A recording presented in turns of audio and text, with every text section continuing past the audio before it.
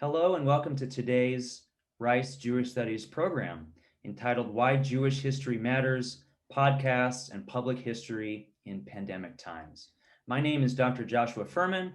I am the curator of the Houston Jewish History Archive here at Rice University. I'm also a lecturer in the program in Jewish Studies. And I'm very excited to be joined today by Dr. Jason Lustig. Dr. Lustig is a lecturer and Israel Institute teaching fellow at the Schusterman Center for Jewish Studies at the University of Texas at Austin. He's currently finalizing his book manuscript titled A Time to Gather, Archives and the Control of Jewish Culture, which is under contract with Oxford University Press, and which I am obviously very, very excited to read. Dr. Lustig, in his book, traces the 20th century struggle over who might own Jewish history, especially after the Nazi looting of Jewish archives. He's also published many scholarly articles and essays on a range of issues. Today, however, he joins us in his role as the host and creator of the Jewish History Matters podcast, which is online at jewishhistory.fm. The podcast recently celebrated the 100,000 episode downloads milestone, which is really exciting. Dr. Lustig received his PhD at the UCLA Department of History. He's also been a Harry Starr Fellow in Judaica at Harvard University Center for Jewish Studies and a Gerald Westheimer Early Career Fellow at the Leo Baeck Institute. So Jason, thank you so much for joining us today. Thank you so much, Josh, for inviting me to come, speak, with you and with everybody else here about these issues. So I'm going to speak for about 5 minutes or so just about the podcast, just to kind of introduce it a little bit. And then I think we're going to go into kind of sort of a series of issues that, Dr. Furman wanted to discuss. So I'm going to share my screen. I just a couple slides with some photos that I'm going to share. Get that set up.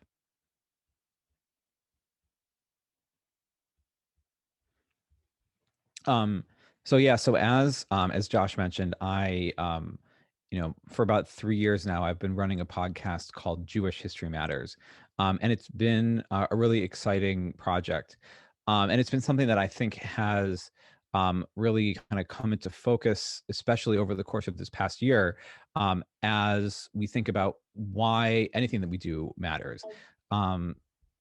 Which is to say that I think that I was actually just writing about this morning. That in the past year, there's been an entire kind of social and political discourse over what counts as essential. What jobs, what industries, et cetera, need to operate for our society to run.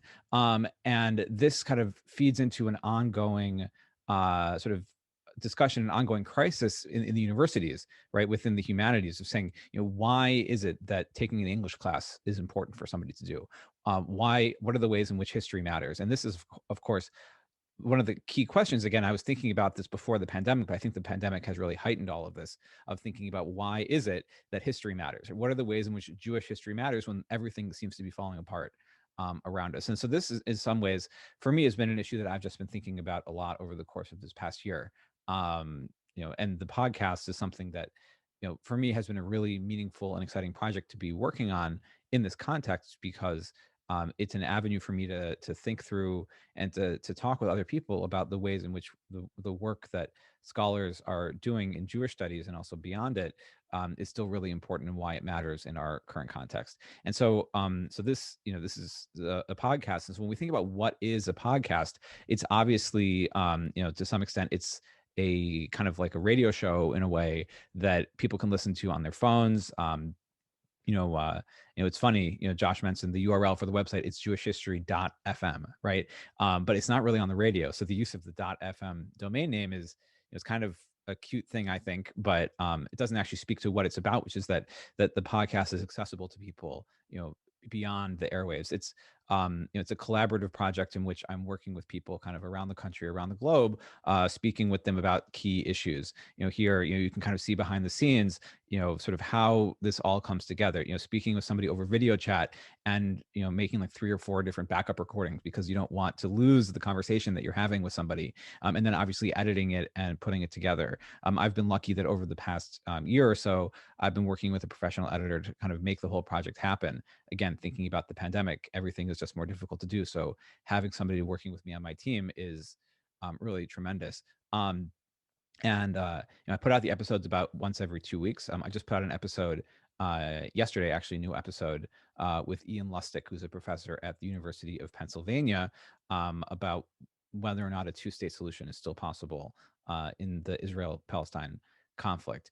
And so, anyway, so this is kind of like what the podcast is. But if we sort of step back and think just for a moment about what is a podcast and what does all of this mean in the context um, of the kind of developing world of academic programming, right? Podcasts, began about 15, 20 years ago in the early 2000s. And there's a whole history there, which I don't really want to get into all the details, but essentially it comes together from the interplay between new media players, right? Things like iPods, right? That's obviously, to some extent where the term itself comes from, but also from the ability of people to be able to record their audio, to record themselves in ways that have been cost prohibitive or just really difficult to do, prior to the, certain developments in terms of, the lowering cost of entry.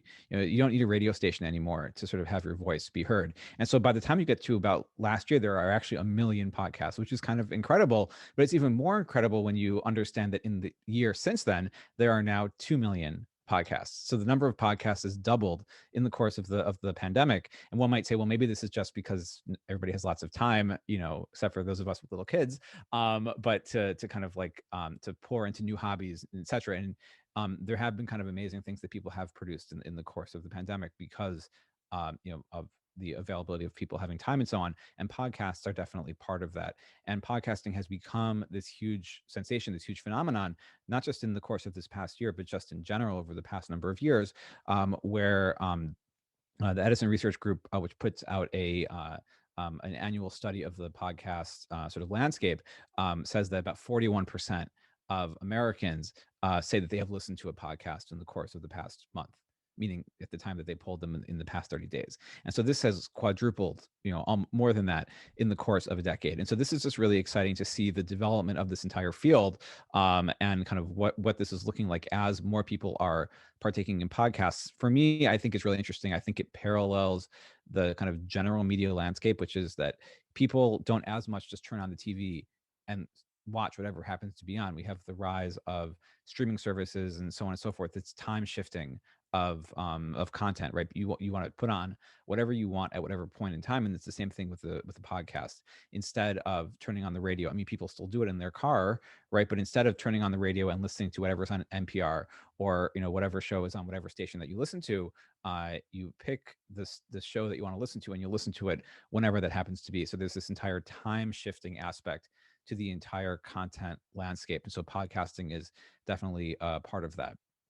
And so this really leads in a couple different directions.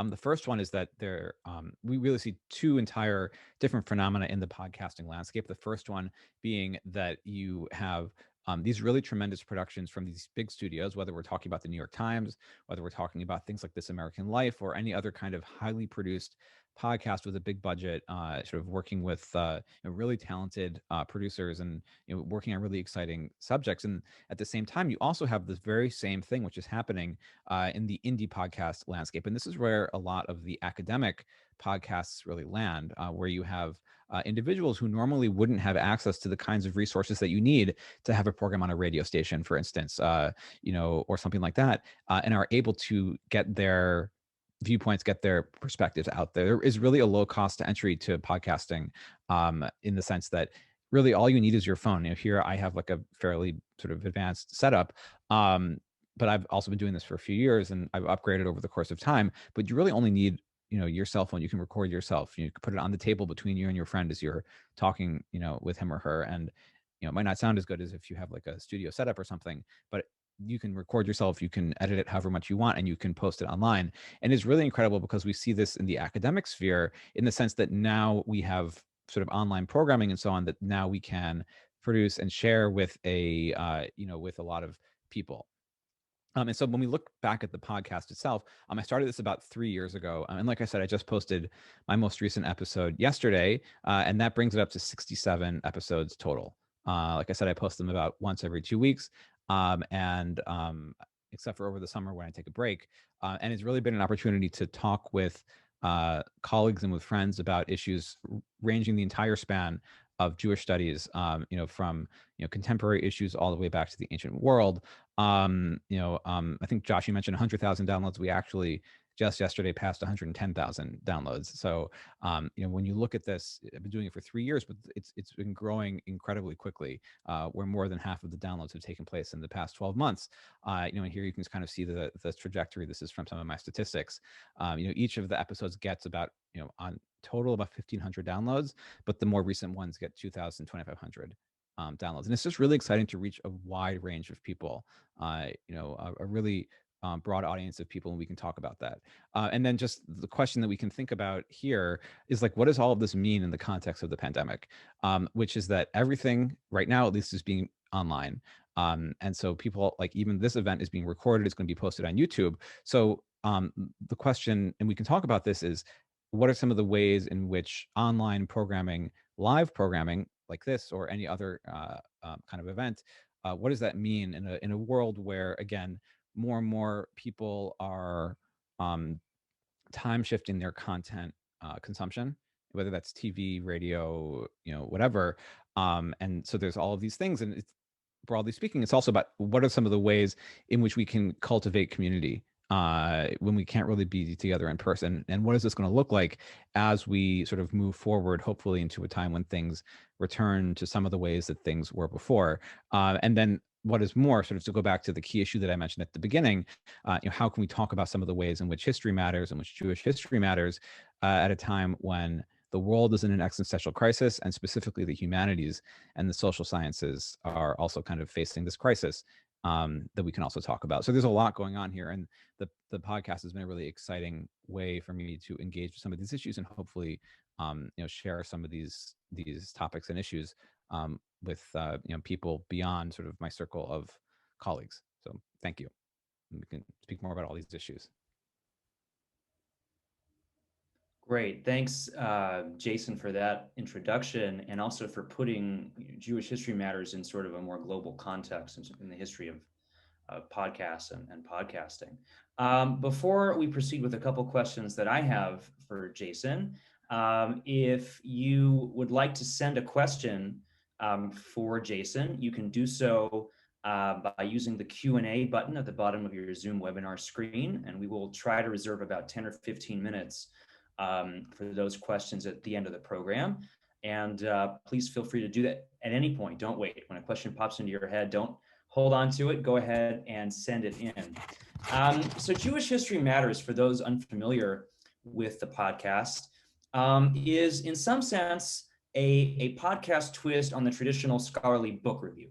So all of us, in academia, we get asked to write reviews of new scholarly books that appear, and they're published in academic journals, or sometimes they're published online, but they don't really reach a very wide audience, these book reviews, and they're always one directional, right? They're not conversational with the author. So you're getting one scholar's opinion of another scholar's work. And Jason, you might have another sort of view on how to summarize what your podcast is, but take us back to the beginning. How did the idea of doing a Jewish history podcast first come about for you? Where did this idea come from? Yeah, so I'll point to a couple things briefly. So, like I said, the podcast started now about 3 years ago, and I happened to be living in Los Angeles at the time. And I mean, I suppose Houston also has bad traffic, so you may identify with this, but I had a horrible commute, and so I spent a lot of time listening to podcasts. And so that was one of the ways in which I have been kind of thinking about doing a podcast, because I realized that there wasn't that much that was dealing with Jewish history that I could listen to. So I was like, it can't be that hard to start a podcast. I'll just do it. And then it kind of turned into this whole other thing. But I actually had been thinking about doing a podcast for a couple of years before that as well. In as much as I had realized that podcasting was a really exciting and interesting space, to have these kinds of potentially have these kinds of conversations. And so that was really where and like this came from. And I think that also, like, part of what's going on there is I had been starting the process of working on my book, and I had been asking myself this question for a while. This "so what" question. Why is such and such a topic of interest to a broad range of people? And so I was interested to also talk to colleagues and other people about the same issue, about their work as well. So that's another sort of area where this came out of. Great. And I know I was very honored to be one of the first guests on the podcast, right when the Houston Jewish History Archive was being founded, and it was a great opportunity for us to think about, how historians and archivists respond to climate change and to disaster. And there's just so much synergy between my work and your work. It was a really special opportunity for me. So take us behind the microphone, as it were. So start to finish, the conception of an episode, the emails back and forth, the recording, the editing, publishing. How long does it take you to produce a single episode of Jewish History Matters?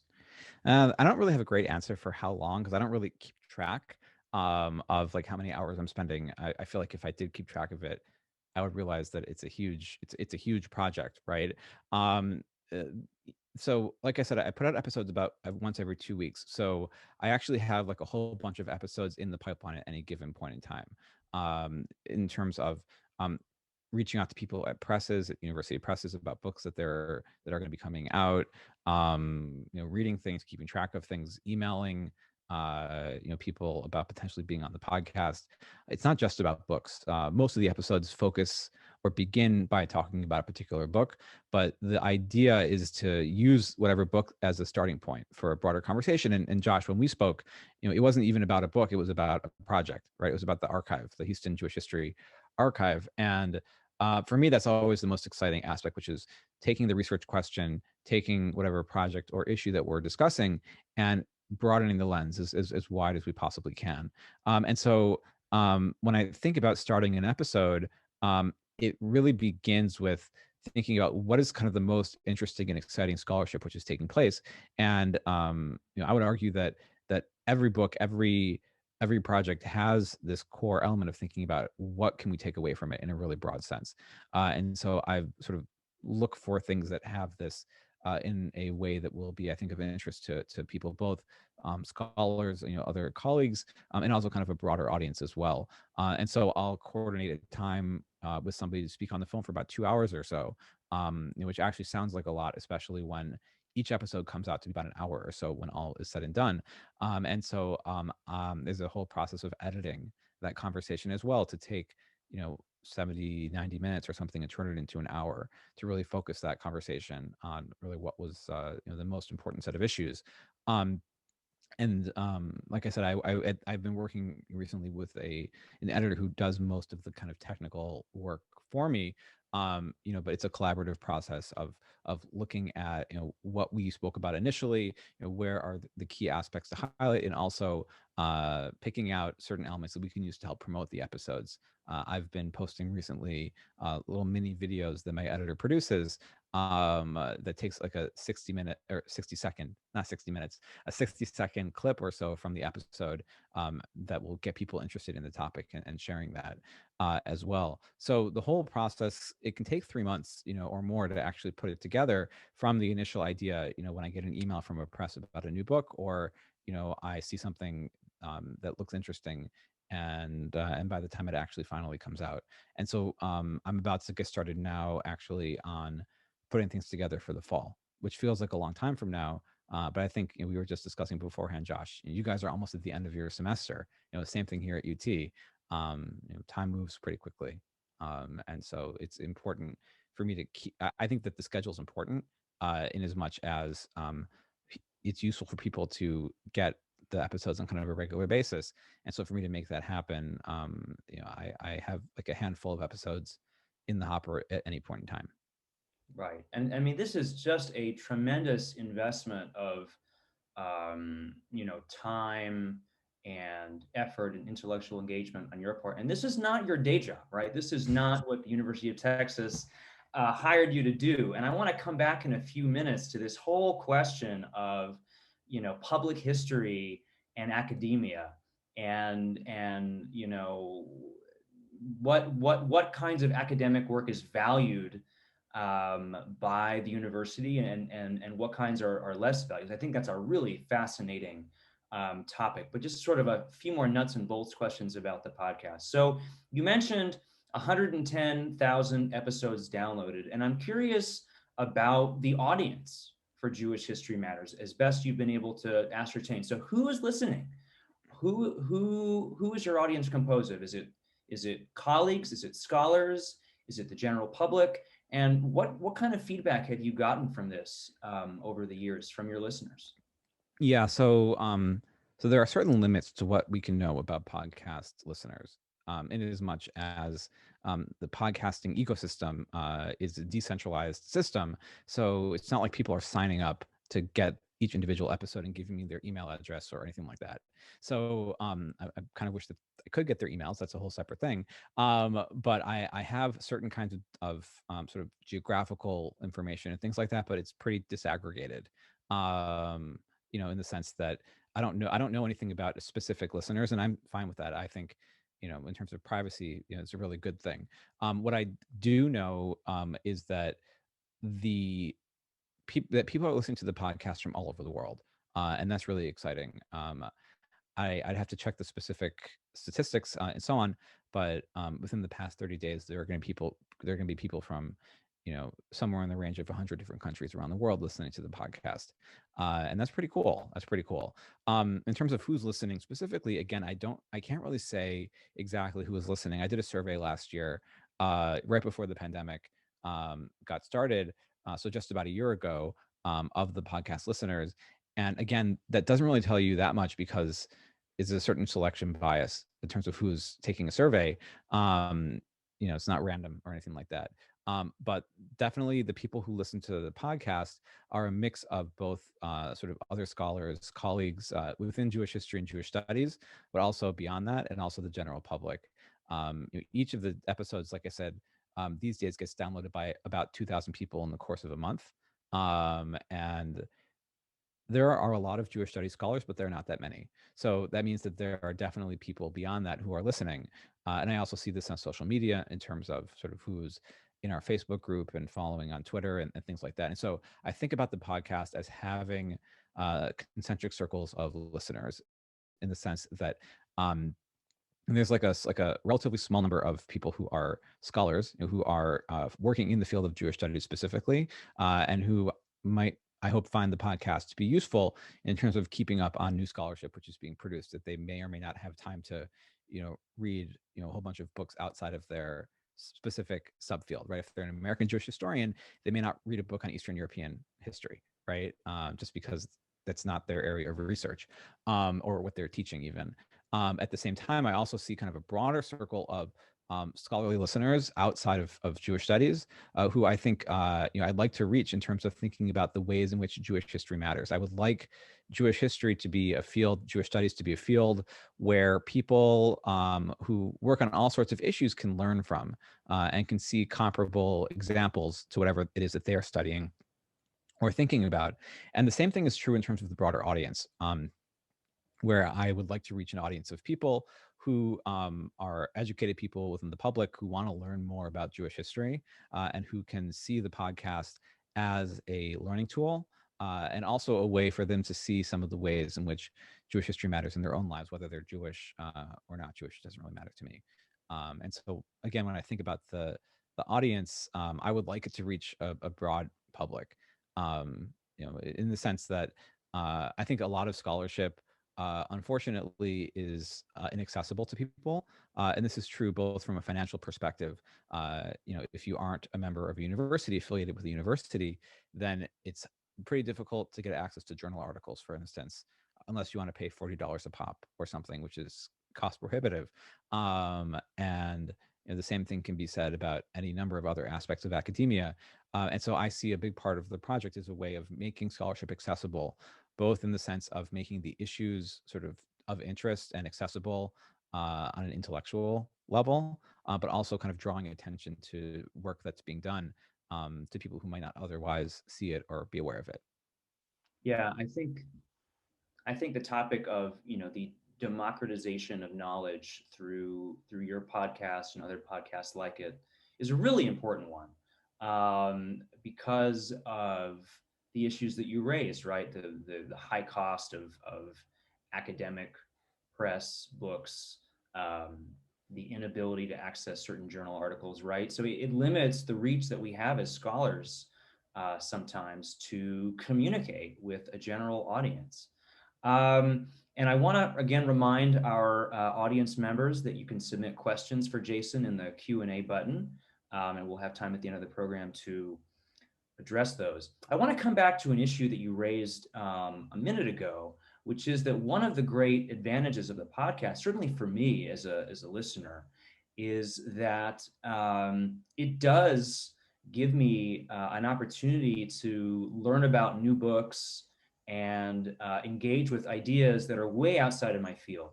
As scholars, we go off to graduate school and we spend 6 or some of us 7 or even 8 years, right?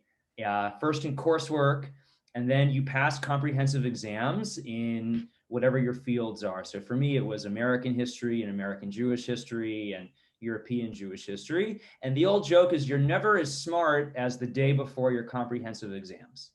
Um, and after that, that is really, to some extent, the end of your life as a generalist scholar. And from there, you pursue your dissertation, your very narrow area of focus.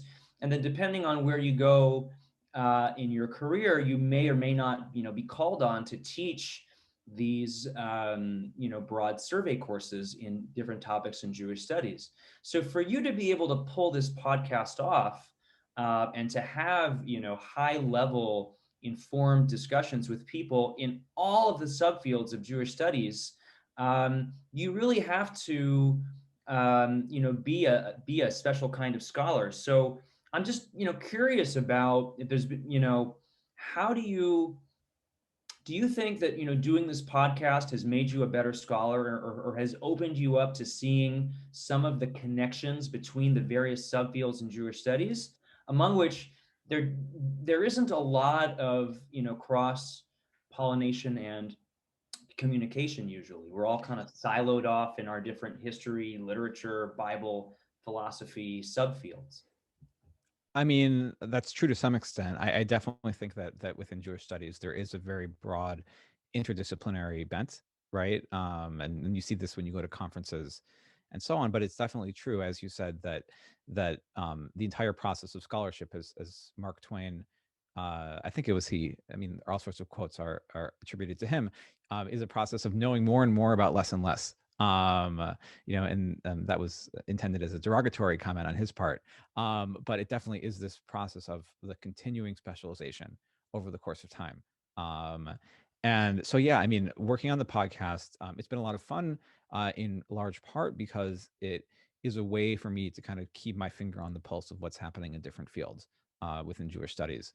And it definitely is connected with my scholarship in a couple of different ways, in the sense that I trained as what I would call kind of the kind of Catholic perception of Jewish history. And what I mean by that is not Catholic as in the Catholic Church, but Catholic as in all encompassing. And so for me, like the focus of the podcast on sort of the entirety of Jewish studies is an extension of that approach of thinking about Jewish history as a whole. This is something that um, have been I did in my first book, which it was dealing with archives, the history of Jewish archives and collecting Jewish archives really throughout the world, or throughout a large part of the world. It focuses on Germany, both before and after the Holocaust, in the United States, and also in the state of Israel. And so when I look at that project and also what I'm beginning to work on now for my next book, it also like I try to take a global or transnational approach. And so for me, being able to talk to people about things that are happening, geographically speaking or chronologically speaking, in a really far way, I'm talking to people about American Jewish history. I'm talking to people about the history of Jews in Iran, and elsewhere. It's a way for me to kind of to to keep thinking about Jewish history on a global scale, which I think is a really important thing for us to be doing, just in general. Absolutely. Tell us a little bit now about how the podcast has been affected by the pandemic, both on the production side. And I know that you, like me, have been home with children for many of the last several months. So how has it affected the production, the work that goes into the podcast? But also, how is it um, been affected by the pandemic in terms of people looking, as you said, for that kind of intellectual community, looking for opportunities to continue learning and expanding knowledge at a time when access to scholarship and knowledge in all the ways that we used to take for granted of coming to campus and going to a lecture have been denied to us. Absolutely. I mean, I'll say three things about that. The first one is that on a nuts and bolts level, it's definitely made it more difficult to do the podcast, in as much as there's just not as much time in the day. Like as I continue to work on scholarship and teaching and all these other things, to continue putting out the podcast, it's a challenge. And there are things that I did before the pandemic that are just impossible to do right now. So I used to do transcripts. I used to use like automated systems to transcribe episodes, or my editor also did some transcribing as part of the editing process. And then I would copy edit those transcripts and post them online to help make it accessible to people who are harder of hearing, or make it accessible on search. And it was pretty cool, right? But I just don't have time to do that anymore. And there's definitely aspects where I can't record in person with people, for kind of obvious reasons. The lack of conferences is affecting that. So in 2019?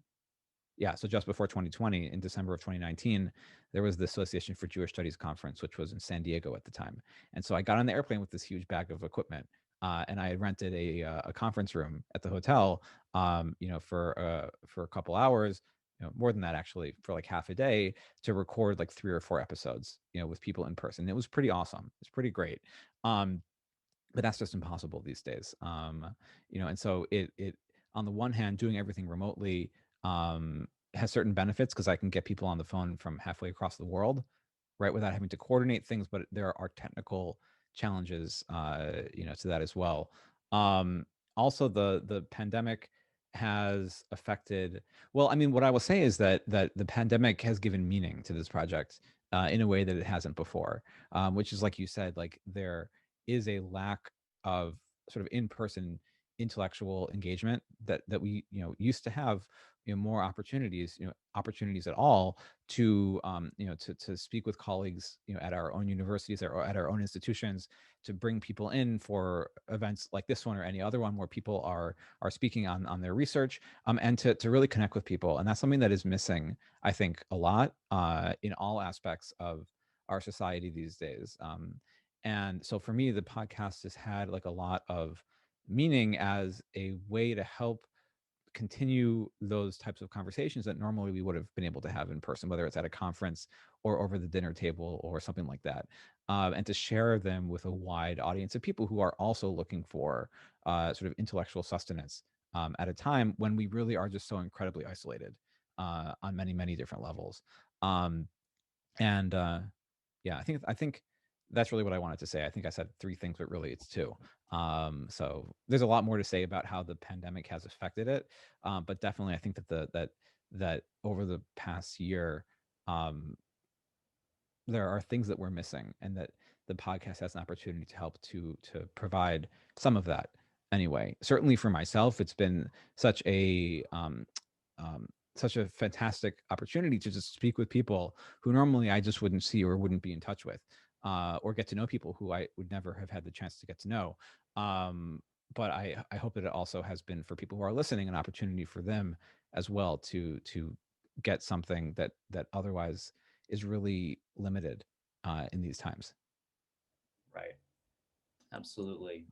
I want to think with you now about, you know, with your work on the Jewish History Matters podcast, excuse me, and my work with the archive here at Rice. Both of us are kind of doing things that don't quite fit the traditional model of academic scholarship, right? Academics are supposed to publish scholarly monographs and articles, which very few people probably will read. in the cosmic scale of things.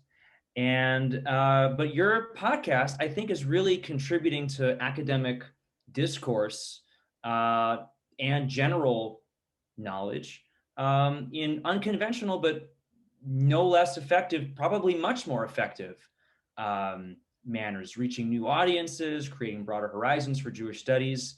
But this is not the work that our discipline really puts value on. So I would love to hear you talk about whether you think that universities and academia as a whole should uh, adopt a different view of this kind of untraditional scholarship.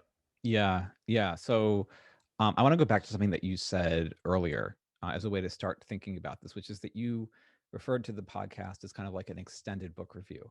I'm not sure I agree with that, first of all. It's not just about books, and I don't think about them as book reviews. But I definitely agree. I mean, just thinking about book reviews, that when you think about the hierarchy of academic publications, book reviews are not the thing that counts, right? They're not peer reviewed. They're an important element of service, to the academic intellectual community, but it's not as prestigious as publishing a monograph or publishing a peer-reviewed article. And that's partially why I don't do book reviews. I mean, I used to do some of them, but I haven't done one in years. Partially because the podcast takes up so much of my time, but also because I need to focus on the things that count, right? And so definitely this is a big question, which is what is the role of public history in terms of academia and what counts, so to speak. So this is like potentially a touchy issue. I don't know how much I want to get into it, just because there's a lot to say. I mean, I have continued to publish, and in many ways, the podcast is something that I've tried to use as a source for kind of thinking through issues that are going to be coming up in publications. I have an article that was just recently accepted for publication. It won't actually even be published until 2023, most likely. But a lot of the genesis for some of the thinking that came from that article, came as a response to just the fact that I was having certain kinds of conversations with people about issues about Jewish studies. And so I think about the podcast as part of this process of research. As I do more and more on the history of Jewish studies, the history of Jewish scholarship, having a sense of kind of what's going on in the Jewish studies world today is a part of that process as well. I think that there's a lot to be said about the university system and the ways in which certain kinds of activities are given credit more than others, as you were saying. And I think that there is definitely a disconnect, in some respects, between what people often do and what is necessary to be done. Which is to say that we continue to publish books and articles and so on and so forth, but public outreach is also an important part of that. In the sense that I think, as I mentioned earlier, we have, I think, been talking for a long time, and one can talk about it in a broader historical context as well as a kind of a crisis of the humanities. When students' parents, say, like, why are you taking a history course? Just take, why are you majoring in history? You should be studying computer science or or biology or whatever. Go be a doctor or a lawyer. Why study history? I think that we have an obligation, to make the case, whether we're talking about to our students or to the public at large, that what's taking place in the field of the humanities and the social sciences matters. And so this is really where I think that public scholarship, public history, um, especially in the context of the pandemic, where we are, and I think I'm reiterating myself to some extent here, but that as we are thinking about, what is it that is essential to make our society run? In what ways is history essential for having a sort of an informed perspective on all sorts of issues? I often wonder, why is it that CNN doesn't call somebody up, a historian, to get on the TV, as one of the many talking heads, on any sort of panel discussion, to offer context to the issues that they're discussing, whatever they happen to be. I think that history and historians and kind of scholars at large have something to contribute to our wider conversations.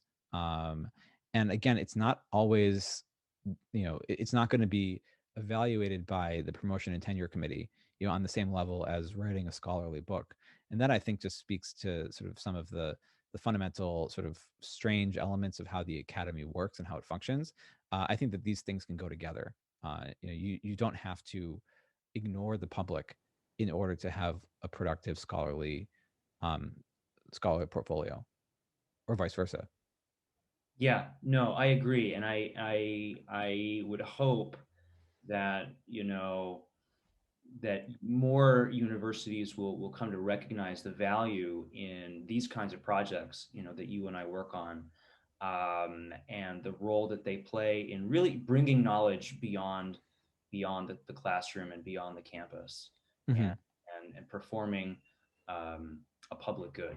So then, that begs the question, of course, then why does Jewish history matter?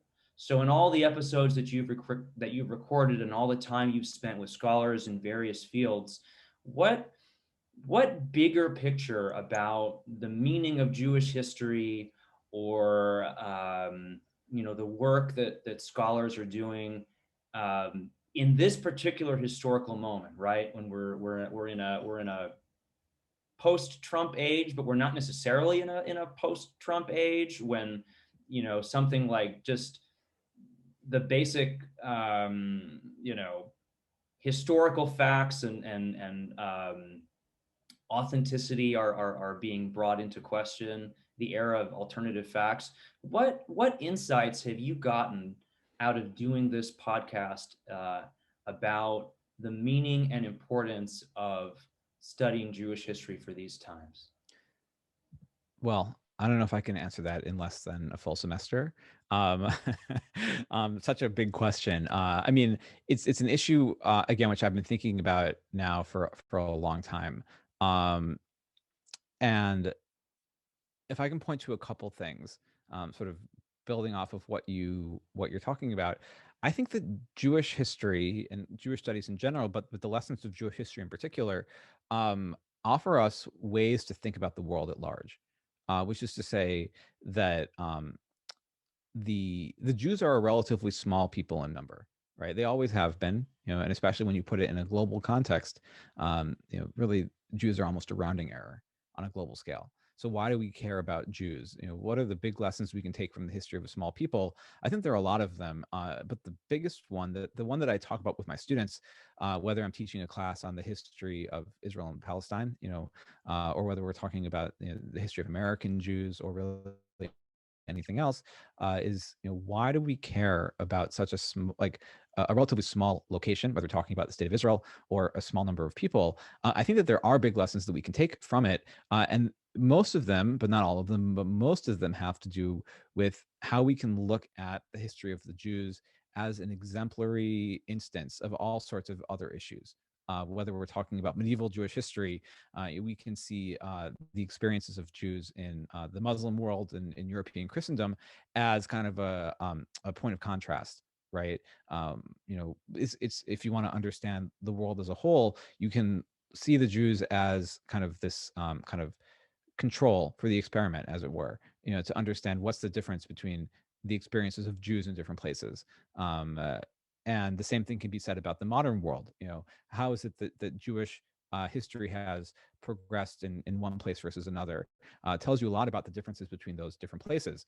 And I think in general, the Jews have I mean, I can think about a couple of particular issues, especially in the time of the pandemic, where Jewish history offers us ways to think through bigger issues. The first one has to do with the history of xenophobia. And its connection with disease, the entire kind of anti-Asian sort of xenophobia that has reared its head, over the course of the past year. Um, it reminds me a lot of thinking about sort of other kinds of pandemics or disease in the past and their connection with Jews. Somewhat unfortunately, we can make this connection, but I think that it's important for us to understand um, sort of this sort of thread throughout human history of people trying to blame others as a scapegoat for the problems that they're facing. I also can think about things like race issues are also really important, in as much as we can ask this question. And I'm actually just about to begin this with my students in my American Jewish history class this semester here at UT.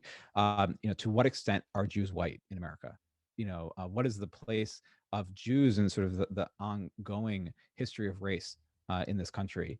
And so Jews are a really interesting and important case study there, not because the Jews are especially notable, but because we can trace the transformation of race in Jewish culture, or rather the transformation of the Jews in a culture of race over the course of time.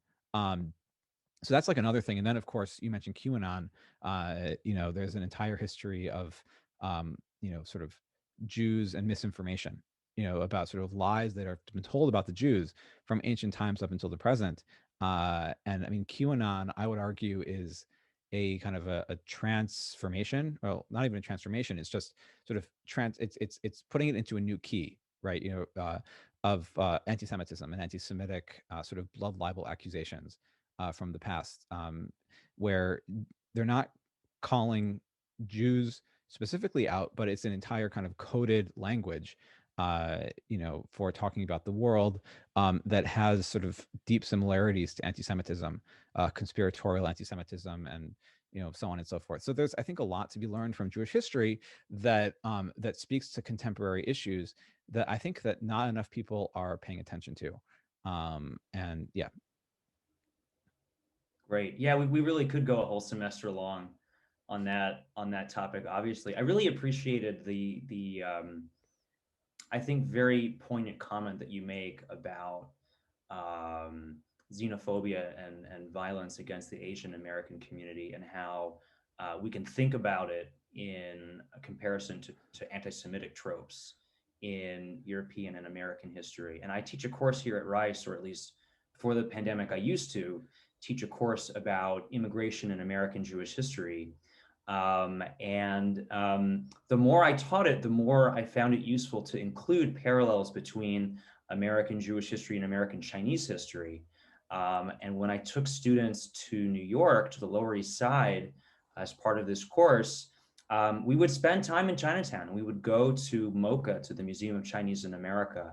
And it becomes a really fascinating way for seeing parallels in American history, parallels of xenophobia, of social and economic mobility over time, but also, speaking to one of your other points, ways in which Jews have been able, for the most part, to kind of cross over that boundary into whiteness in ways that other minorities in America have not. And doing that comparative work really brings those historical phenomena into context and in perspective. Mhm. So we're almost out of time. We have just a couple of minutes left. So if you were watching along with us, you've got just a couple more minutes to submit questions. I'm curious if you have a favorite episode, or if not like a favorite episode, an interview that you did that you felt like you really took something away, that was unique or memorable. I know that there's so many to choose from, but are there any that stand out in your memory? I have to think about this. It's like asking, do you have a favorite kid, right? Or do you have a favorite article that you wrote or something? I guess favorite kid is the hardest thing to answer. But I don't know. I mean, there definitely have been episodes that I think have been really fantastic, but that haven't gotten as much attention as I kind of wish that they had. And it's like in sort of in comparison to other ones. So for instance, I did this really fantastic episode a couple years ago, about a German Jewish cookbook, and that I thought was really really cool, to look at the history of food.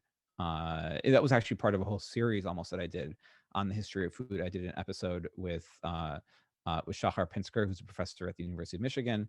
He had written a book about Jews and cafes, and that was really cool. And so, I mean, I think that some of the really cool episodes are bringing together Jewish studies issues with other kinds of really important topics like that.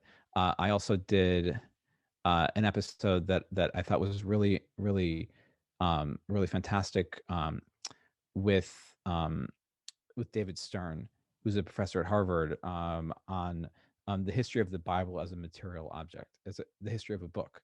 not just the text, but the physical object of the book itself. And that was really one of my favorites of the first set of episodes that I put together.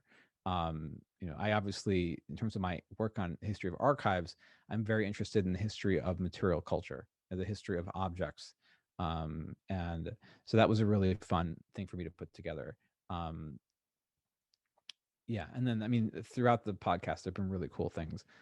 If you want to sort of check out the episodes, you can browse through them and sort of see for yourself what's there. But those are just a couple of them that I thought were really a lot of fun to put together.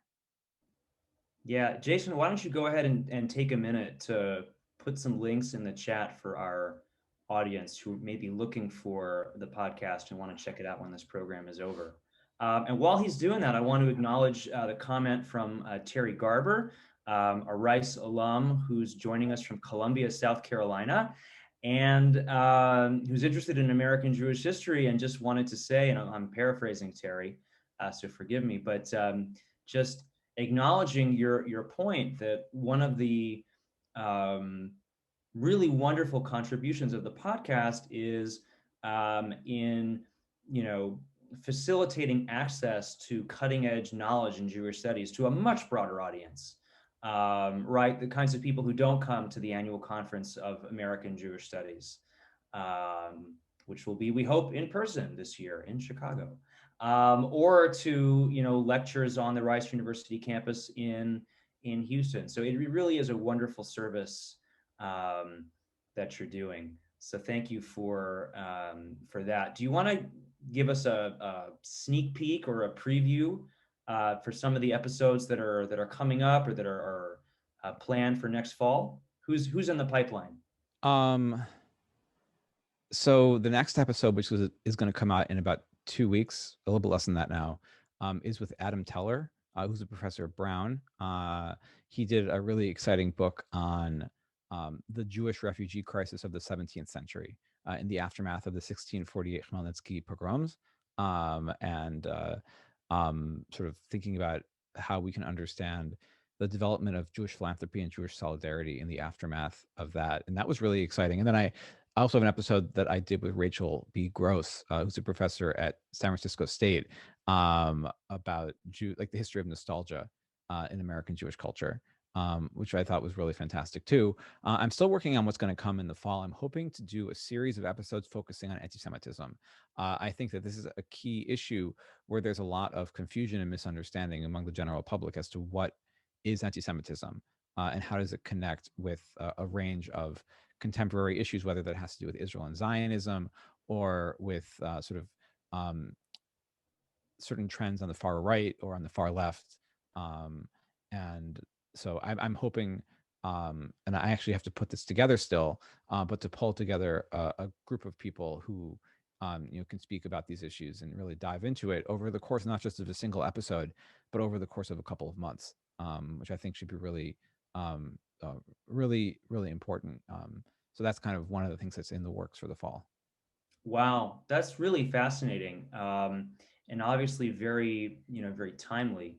We here at Rice Jewish Studies are going to be launching a course in the near future for our students about anti-Semitism, and it would be wonderful. No pressure, but it would be wonderful for our students, for the syllabus for the course, to be able to have access to some of that podcast material. I think would bring the subject to life for them in a way that books and articles just can't hope to do. So we'll be eagerly waiting um, for that content to um, appear. I can't make any promises as to when things will come out. At this point, it's an idea, but I do think that it is kind of interesting to think about how podcasts can be used in the classroom.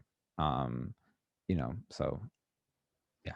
Yeah, we could have a whole other conversation. Maybe we'll have you back in a year or two and talk about podcasts and pedagogy. um, right? Because I know I see it in my own teaching, and I'm sure you do as well. That anytime you put a podcast on the syllabus, eyes light up, and students are like, "Oh, great, we get to listen to a podcast." And there are a number of podcasts that I've been able to use in different contexts, and I find it to be a really effective way of teaching a subject. But of course, the podcast has to exist. Someone has to have done the work in order for it to be useful to you. Well, unfortunately, that's going to do it for us today. I want to thank you, Dr. Lustig, for joining us all the way from Austin, Texas.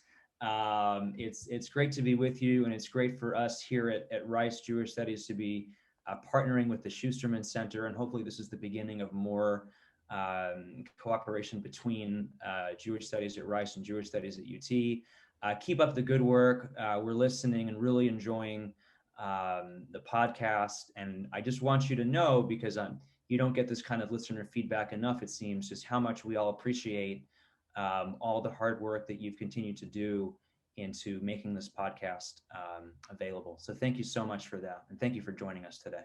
Oh, thank you for having me. This has been a lot of fun. So thank you. You got it. Take care, everyone. Stay well. And we'll see you again with more events in the fall. Have a good summer.